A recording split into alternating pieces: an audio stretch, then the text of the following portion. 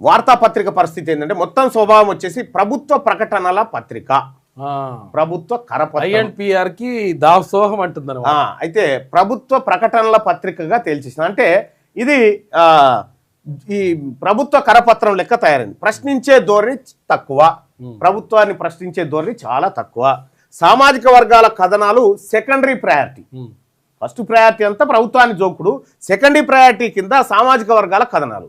వర్గాల ప్రాధాన్యత ఎట్లుందంటే ఓసీ వర్గానికి 55% ప్రాధాన్యత, బీసీలకు 20%, ఎస్సీ ఎస్టీ మైనార్టీలకు 25% ప్రాధాన్యతనిస్తున్నట్టుగా చెప్తా ఉంది.